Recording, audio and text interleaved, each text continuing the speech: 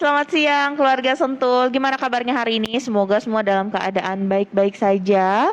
Nah, hari ini kita akan ngobrol santai lah ya, Bu Yohana sama Dokter Martin. Kita akan ngobrol santai mengenai kencing manis. Jadi hari ini temanya juga manis banget ya, Dok ya. Hidup manis bagi penderita kencing manis. Jadi itu tema kita hari ini. Jadi buat keluarga Sentul yang kalau nanti mau bertanya seputar kencing manis atau diabetes mellitus bisa langsung ketik di kolom komentar di Instagram Live atau Facebook Live kita karena kali ini kita live streaming dari Facebook sama Instagram. Jadi yang belum follow teman-temannya, keluarganya maupun tetangganya ajakin follow biar bisa dapat informasi-informasi dan edukasi dari RSCA Sentul Cikampek. Nah, sebelumnya saya akan memperkenalkan dulu nih. Jadi di sebelah kanan saya ada Dokter Martin Kurniawan, spesialis penyakit dalam. Selamat pagi, dokter. Selamat pagi, Teh Gimana Sisil. kabarnya hari ini? Kabar baik. Baik ya. Selamat pagi keluarga Sentul. Apa kabar? Berjumpa lagi. Semoga keadaannya sehat-sehat ya. Amin. Hari ini ditemeninnya spesial banget. Ada 2 narasumber karena kita mau ngobrolinnya pengen secara komprehensif ya, Dok ya. Ya. Nah, kita akan ngobrolin seputar penyakit kencing manis. Sekaligus kita akan ngobrolin juga sama ahlinya mengenai diet untuk penderita kencing manis. Nah, ini di sebelah kiri saya yang cantik juga nih ada dengan Ibu Yohana. Ibu Yohana, gimana kabarnya pagi ini? Sehat sekali Bu Sisil. Terima kasih. Singkat, padat, jelas. Tapi nggak apa-apa, nanti kita ajak ngobrol biar banyak ngomongnya ya Bu Yohana ini. Oke, nah jadi kita mulai aja ya keluarga Sentul. Kita akan ngobrolin mengenai kencing manis. Jadi ada yang mau ditanyakan langsung ke dokternya atau mengenai diet bisa langsung ketik di kolom komentar. Nah, baik dok. Jadi Sisil sih mau bertanya mengenai ini ya dok ya. Kalau kencing manis kenapa nih disebutnya kok kencing manis gitu? Ya, jadi memang dari bahasa awamnya dikenalnya penyakit kencing manis. Oke, gitu ya. iya. Memang penjelasan secara pastinya juga saya nggak terlalu tahu. Cuma mungkin karena orang awam tuh mengenalnya karena ada gula yang berlebih di dalam badan sehingga dianalogikan itu ikut terbuang di kencing begitu. Kadang-kadang ada juga pasien yang mengatakan kencingnya tuh suka disemutin gitu istilahnya. Mungkin dari gitu. sana gitu ya. Kenapa disebut kencing manis begitu. Karena memang di situ ada kandungan gulanya juga ya dok ya? Ada, kalau yang tinggi memang ada glukosa yang terbuang di kencing. Gitu. Itulah ya. sebabnya ya, mengapa disebut kencing manis. Jadi nggak perlu dirasain. Lihat aja kalau misalkan kencingnya digulain, kencingnya disemutin kalau kata orang seperti itu ya. Jadi kemungkinan kencing manis gitu ya dok ya? Iya, itu harus dicek lebih jauh, lebih Harus lanjut, dicek diperiksakan ke dokter. Diperiksakan ke dokter. Jadi kalau misalkan kencing manis ini biasanya gejalanya apa sih dok? Ya, jadi gejalanya yang paling sering dikeluhkan oleh pasien-pasien itu biasanya cepat sering haus atau gampang lapar gitu ya. Kemudian sering kencing-kencing. Gitu. Jadi kencingnya sering sekali Beser kalau kata orang sini ya dok. Beser, pipis terus. Iya, atau keluhan lain yang sudah berkomplikasi misalnya ada kesemutan begitu ya, atau ada gangguan penglihatan. Oh, sampai ke situ ya dok ya? Bisa, karena yang banyak dirasakan itu justru komplikasinya yang membuat pasien datang ke poli atau datang berobat ke kita, dokter penyakit dalam. Jadi kalau ada keluhan tadi, segeralah berkonsultasi ke dokter untuk di screening. Karena ini ya dok ya, maksudnya kalau yang tadi dokter sebutkan awal-awalnya seperti kayak masih gejala biasa ya. Jadi orang tuh nggak ngeh. Betul. Ya kan, lemas, kecapean kali gitu ya dok, kurang tidur kali gitu kan. Iya. Atau kayak beser, ya saya banyak minum mungkin ya, karena kan tadi sering haus ya dok ya. Iya, sering haus, terus gampang lapar, sering kencing, atau saya juga kesemutan. gampang lapar sih dok. Gitu ya. Sering kesemutan itu, tapi berarti kalau yang sering kesemutan adalah gejala yang kalau sudah terjadi komplikasi. Iya, itu harus dicari lebih jauh apa memang betul dikarenakan dari diabetes atau sebab yang lain gitu. Oh iya, nggak selalu ya dok. Betul, iya. Jadi harus segera cek atau diperiksakan ke dokter. Oke, jadi kalau untuk menegakkan diagnosanya sendiri ternyata keluarga Sentul ya nggak bisa kita misalkan cuman tadi, oh iya saya sering lemes nih, sering lapar, kayaknya saya diabetes deh, nggak bisa lah ya Nggak dok bisa, ya, harus iya. dicek dulu ke dokter. Jadi nanti bisa sama dokter diarahkan untuk treatmentnya seperti apa atau ada pemeriksaan penunjang lainnya begitu ya dok ya? Betul, harus Oke. nanti ada pemeriksaan yang dilakukan untuk menegakkan seseorang itu diabetes atau tidak begitu. iya. Jadi nggak bisa hanya dari sebatas tanya jawab atau anamnesa saja gitu. Berdasarkan perasaan apalagi ya dok? Nggak bisa.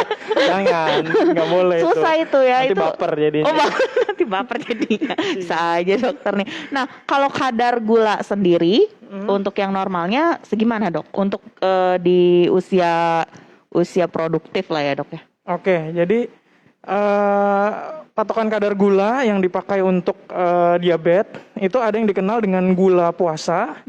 Itu gula yang diperiksakan saat seseorang sudah menjalani puasa selama 8 jam, hanya meminum air putih tanpa ada konsumsi makanan yang lain. Oh iya. Itu yang normal, itu dia harus berada di bawah angka 100. Kalau di kisaran 100 sampai 126 itu yang disebut dengan prediabetes.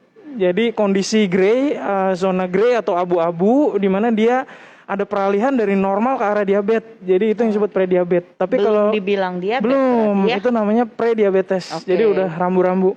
Hmm, Kalau gula puasanya di atas 126, nah itu yang sudah bisa dikatakan diabetes. Oke. Gitu. Atau yang lain, atau pemeriksaan gula 2 jam PP, 2 jam sesudah makan.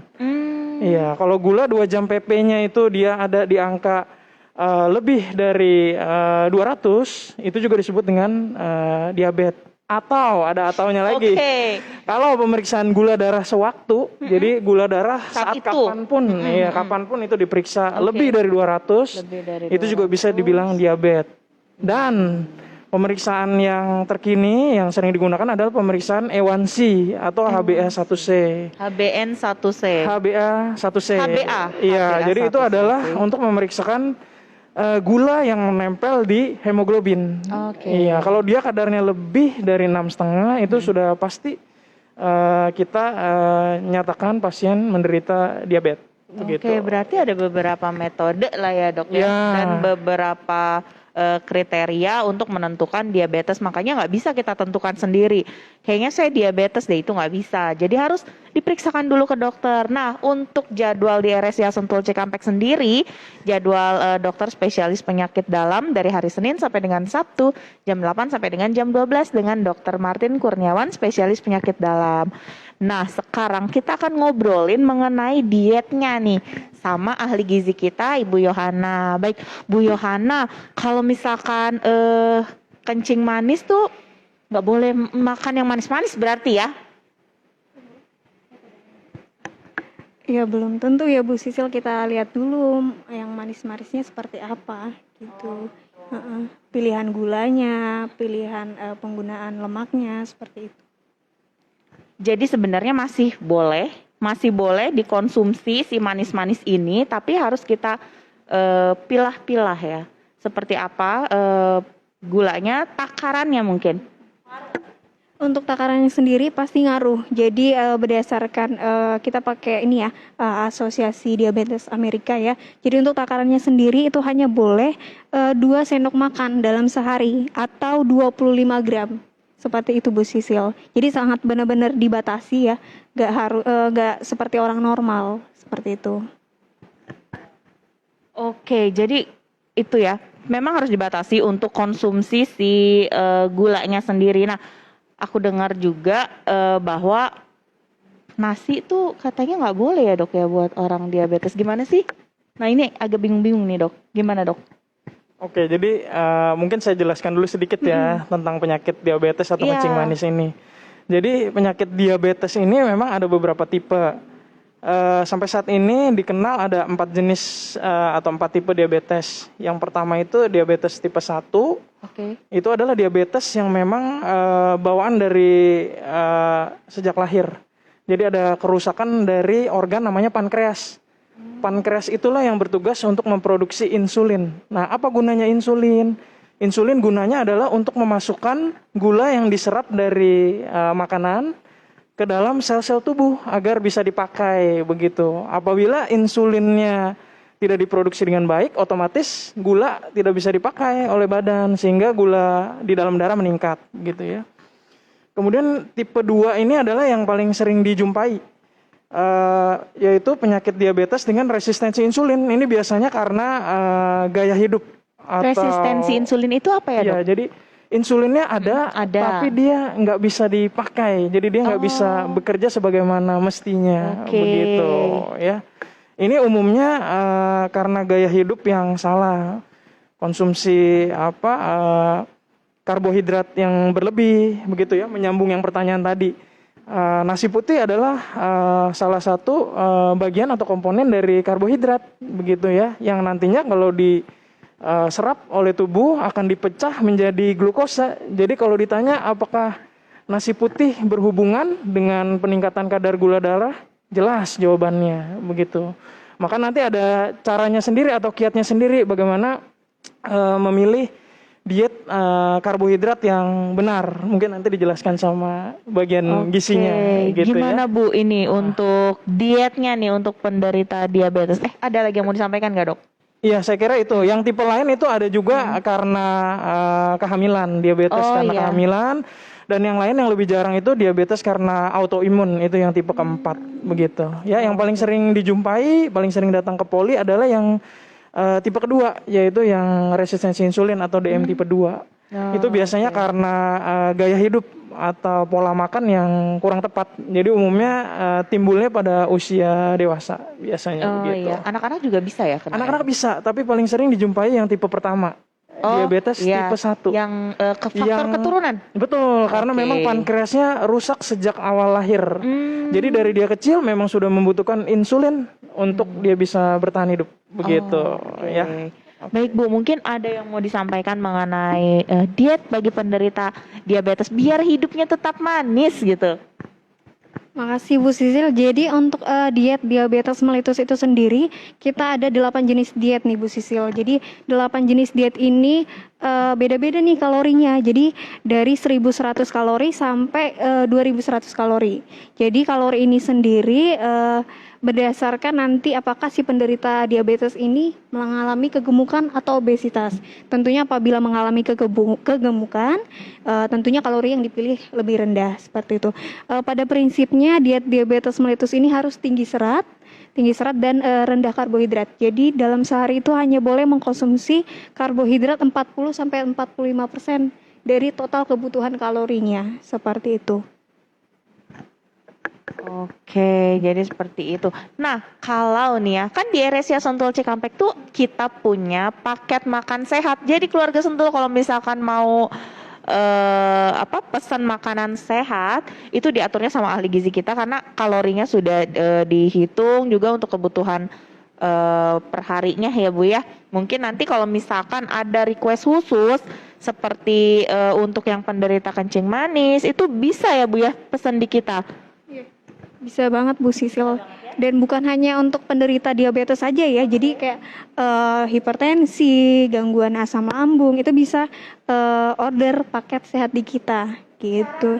Untuk syaratnya nanti boleh pesan di kita. Nanti kita terlebih dahulu di asesmen dulu ya. Kita tanya dulu antropometrinya, pastinya berat badan, tinggi badan, karena kan pastinya untuk penderita diabetes mellitus untuk yang umur 40 tahun atau umur 60 tahun pasti tentunya untuk kebutuhan kalorinya beda-beda seperti itu. Jadi kita tanya dulu terlebih dahulu, nanti akan dibuatkan sesuai dengan kalorinya seperti itu. Ya, karena untuk di RSCA Sentul Cikampek sendiri untuk pembuatan paket makan sehat itu diawasi langsung sama ahli gizi kita.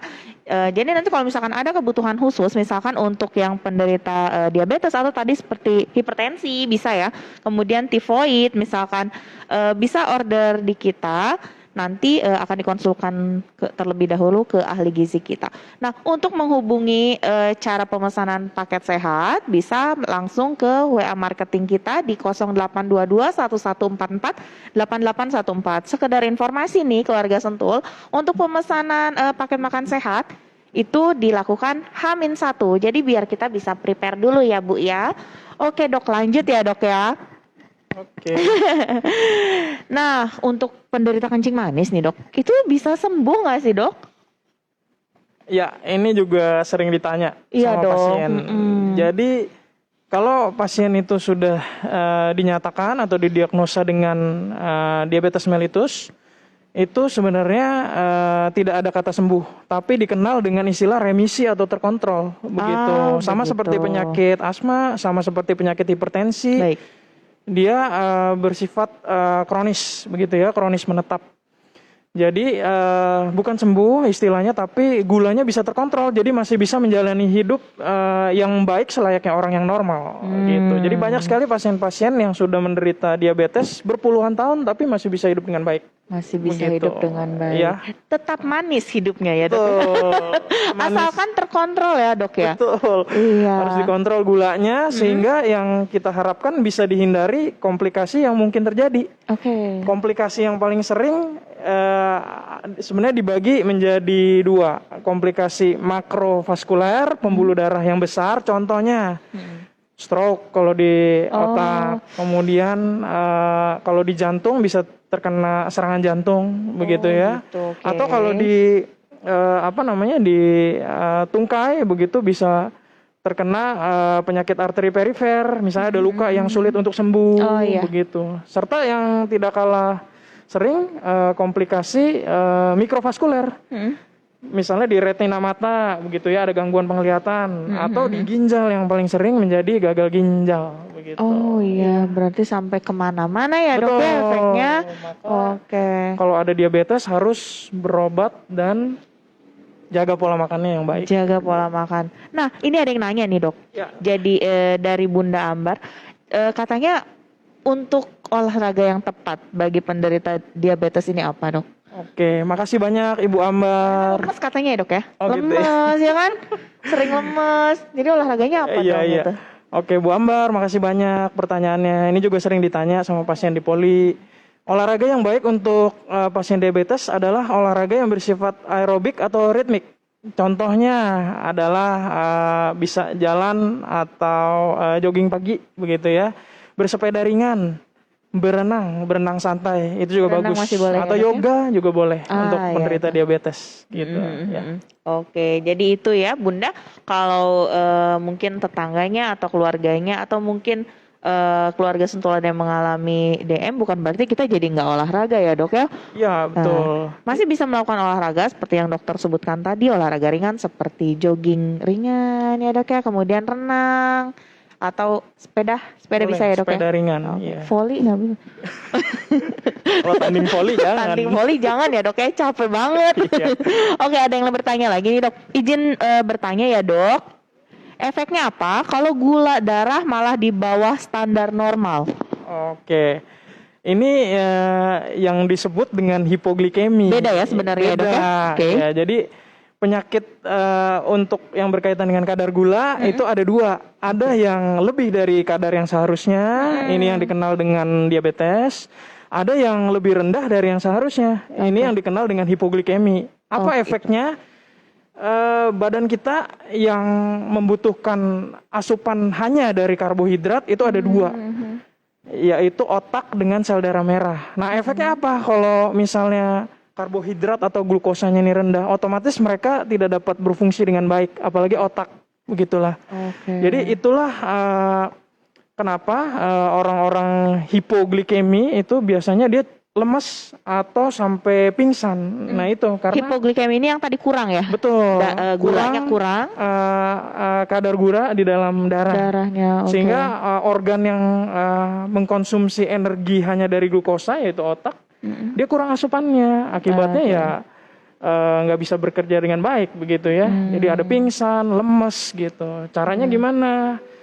Kalau kekurangan dicek memang kadar gulanya rendah, sebaiknya langsung diberikan gula. Paling gampang kalau di rumah ya dikasih teh manis. Teh manis itu ya. Atau permen begitu ya. Kalau misalnya nggak kunjung baik, segeralah dibawa ke fasilitas kesehatan. Nggak kunjung baiknya itu bisa kita lihatnya dari apa nih dok? Bisa dilihat dari perbaikan klinisnya. Oke. Misalnya memang pasien itu sudah diperiksa waktu dia lemas atau pingsan, kebetulan ada alat cek gula darah di rumah, dicek kadarnya rendah yang disebut hipoglikemi itu biasanya jika kadar gula darah itu di bawah dari 70 gitu Di bawah ya. 70, baik. Begitu dicek kadar gulanya rendah, kemudian sudah diberikan makanan yang mengandung gula begitu ya, teh manis atau permen, dia harusnya ada efek yang cepat.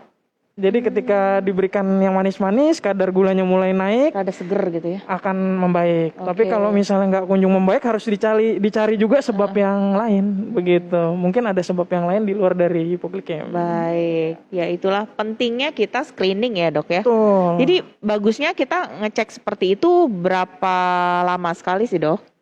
Oke, untuk orang dewasa sebenarnya itu perlu dilakukan cek berkala minimal itu sebenarnya 1 tahun sekali atau lebih 1 tahun bagus ya setahun 2 kali. Setahun 2 kali. Gitu ya. Baik. Ibaratnya mobil aja itu ada jadwal servisnya, apalagi manusia Betul, gitu ya, betul. apalagi orang. Kalau nggak Iya. pernah dicek ya kebanyakan datang sudah ya banyak keluhan gitu ya. Perburukan Kalau gitu ya, udah diabetes nggak ini bagus. yang sering datang ke saya yang sudah ada komplikasi ke saraf, kesemutan. Jadi itu yang membuat pasien Susah datang malah ke ya poli jadinya. ya adalah keluhannya, kesemutannya ya. atau ada gangguan penglihatan atau yang lebih parah datang sudah membawa hasil fungsi ginjal yang buruk begitu, yang jelek, sudah gagal ginjal.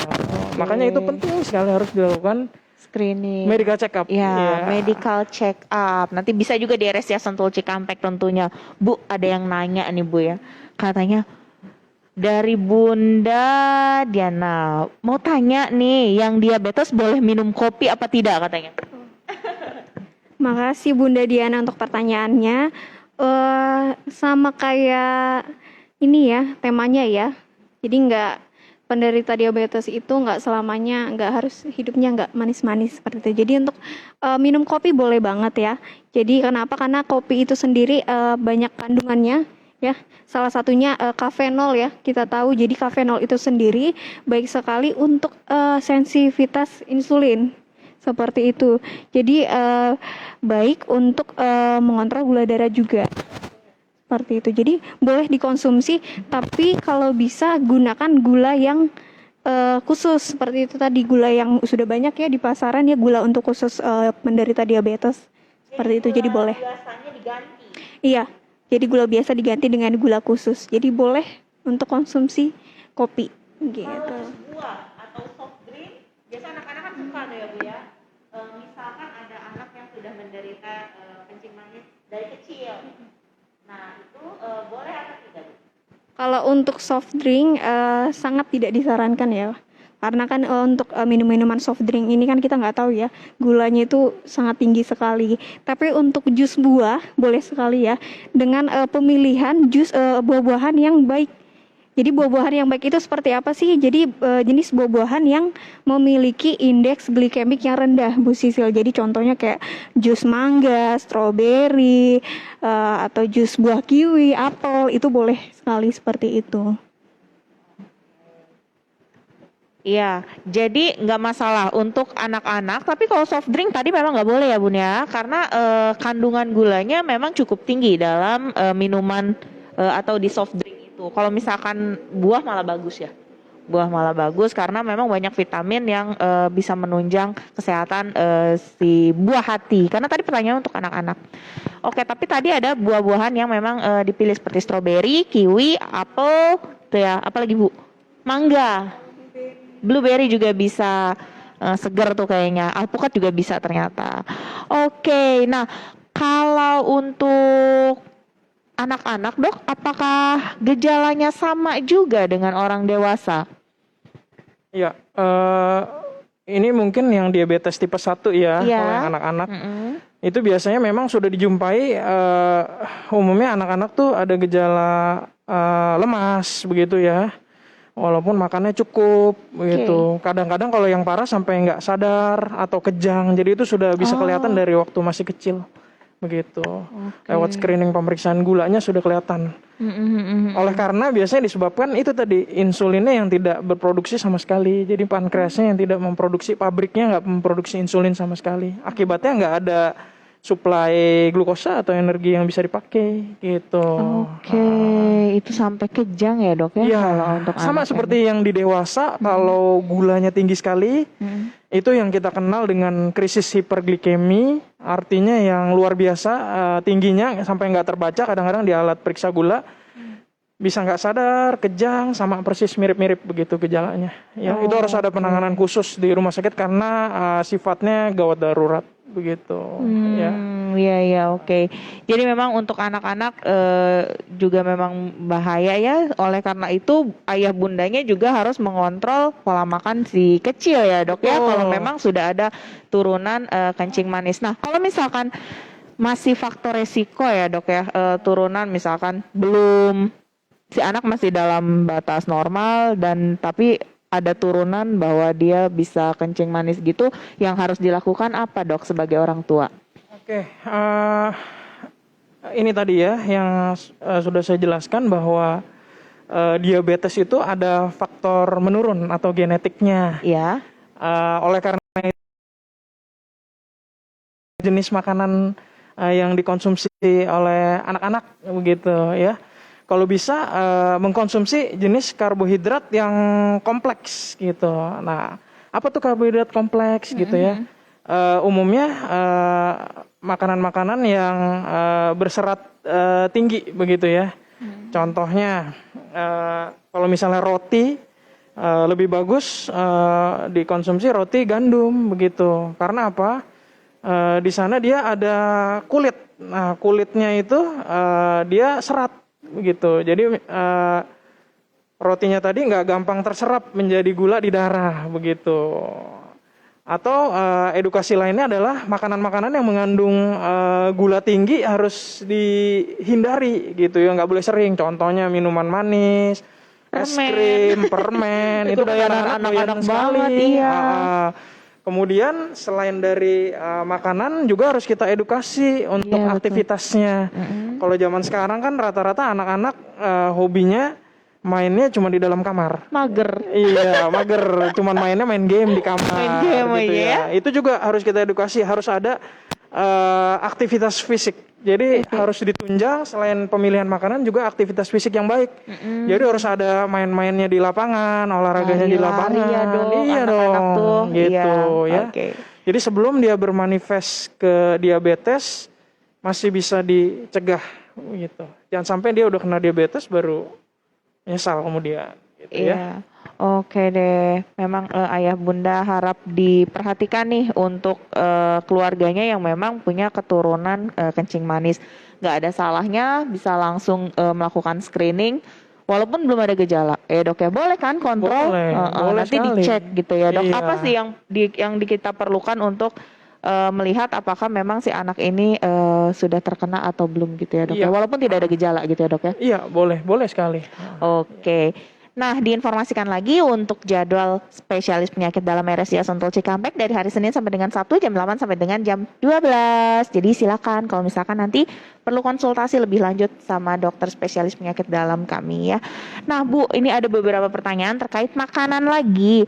Nah, tadi itu dari Ayah Heru bertanya, kalau untuk yang fermentasi ketan, tape ya Bu ya, tape ketan seperti itu gimana? Aman apa enggak sih? Karena kan manisnya, aduh enak banget itu. Manis, kemudian ada lagi sekalian dulu nih ya ditanyakannya. Apakah kandungan buah beetroot itu, gimana sih? Apakah kandungan buah beet itu sampai-sampai kok bisa disarankan untuk dikonsumsi oleh penderita kencing manis? Jawab yang kedua dulu kali ya. Yang untuk buah bit memang sangat baik dan disarankan untuk penderita diabetes mellitus karena buah bit sendiri kan tinggi serat ya, Bu Sisil ya, tinggi serat. Kemudian dia mengandung kandungan beta lain ya. Jadi ini baik sekali untuk tadi sensitivitas insulin. Kemudian karena tinggi serat, jadi dia bisa memperlambat untuk kenaikan gula darah. Jadi untuk pengosongan lambungnya itu lebih lambat sehingga lebih kenyang lama. Gitu. Jadi kita kenyang lebih lama sehingga untuk lonjakan gula darahnya tadi tidak terlalu pesat, tidak terlalu tinggi seperti itu.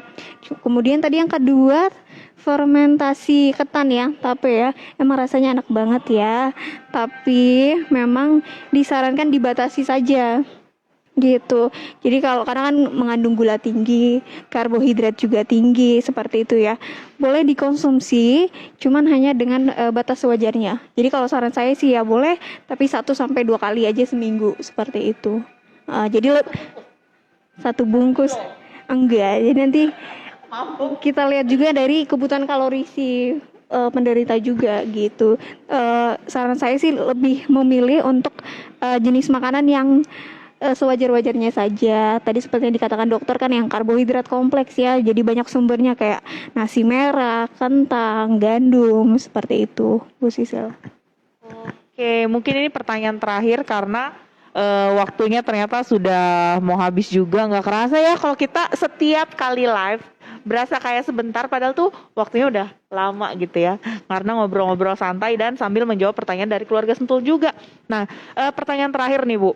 Apa tips menu makan sehat agar terhindar dari kencing manis? Berarti untuk yang belum kena gitu ya. Jadi untuk pola diet diabetes mellitus itu kita kenal dengan istilah 3J nih Bu Sisil. Jadi harus diperhatikan jam makannya. Jadi jam makan itu harus teratur, 3 kali makan utama, 2 sampai 3 kali selingan gitu. Jadi jangan sampai telat makan. Kemudian kita perhatikan jumlah makanannya, jumlah kalorinya. Jadi nanti kita ini dulu dikonsultasiin dulu, kita lihat dari antropometrinya, berat badan, tinggi badan dan usianya untuk menentukan kalori seharinya. Kemudian perhatikan jenis makanannya tadi. Jadi sangat disarankan pilih makanan dengan dari Kemenkes sendiri ya. Jadi kayak piring model T gitu loh Bu Sisil. Jadi dari satu piring itu setengahnya itu harus diisi dengan makanan yang tinggi serat dari buah-buahan, dari sayur. Kemudian 1/4 dari piring itu kita harus konsumsi protein.